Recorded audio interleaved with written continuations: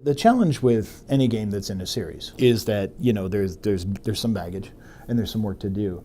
But if you develop your space fairly carefully, you groom it, then you can avoid, I guess, some fundamental missteps that make it very hard and impenetrable for new people to come in. Regardless of positioning and how you might talk about NPR, we've tried to keep Dragon Age something that at the very surface level you can understand, right? Demons bad, blight bad, right? Those are pretty much universals. Humans flawed, mages dangerous, but also powerful. And that we're starting with these first principles, things you can understand, core themes like I said, security versus liberty is the Mage Templar debate. And it's something you can bring home quickly and rapidly apply to our own society and go, okay, cool, I can understand that because it's a human thing. It's a universal story. The things that help us stand apart from your not the standard, because the nice thing about fantasy is that it's inherently kind of unique, is that we take what I consider to be fairly familiar tropes, like, oh, elves, they have pointy ears. That's pretty much a given. They're recognizably elves. They are not, however, immortal 1,000-year guardians of the forest lands. No, they're stuck in slums, they're in cities, they're in a very different situation, and they're a different analog. We are a game where, in many ways, humanity is the prime motivator of the world. There are not many examples of puppet masters. There aren't gods vying for the real power while using heroes as their thing. It's more of a human and grounded story. And I think that's where in part Game of Thrones also finds its footing.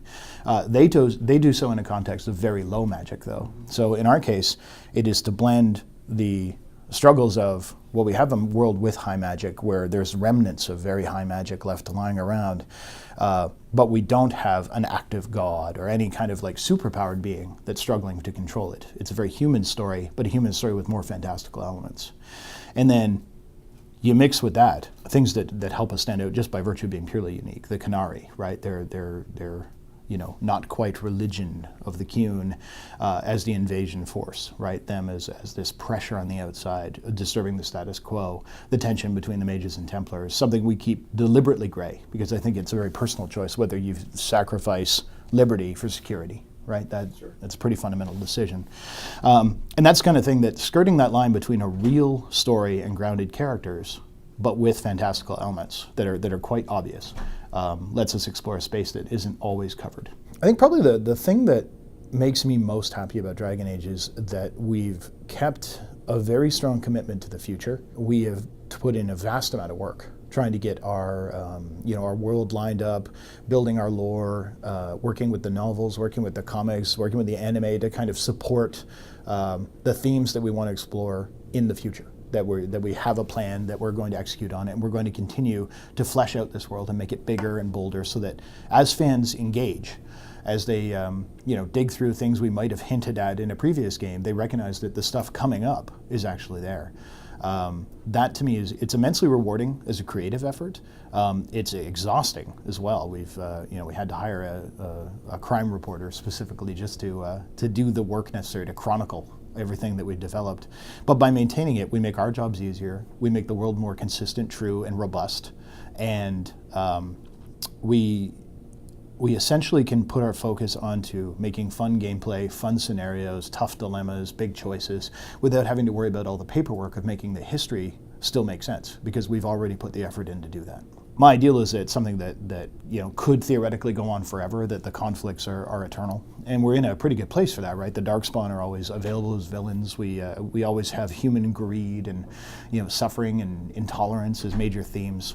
And those don't get fixed easy. Loose ends are a constant problem, right? I think that any given franchise can support X amount of things that are mysteries to be left unresolved, and that we have I think a responsibility to resolve some of them if we're going to introduce new ones.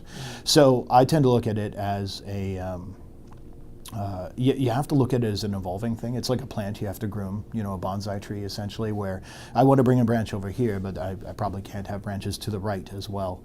And so in that case, we maintain it by going through, kind of at the end of every game, we almost do like a story post-mortem. What did we introduce? What did we not wrap up? What's still dangling out there? And I think right now the franchise is in a place where there's a few too many loose ends, and that we need to resolve more of them. We will be introducing new mysteries. That's the joy of having a world where the narrators, the history, the lore books, they're all fundamentally written from the perspective of someone in the world, specifically so that there are no absolutes.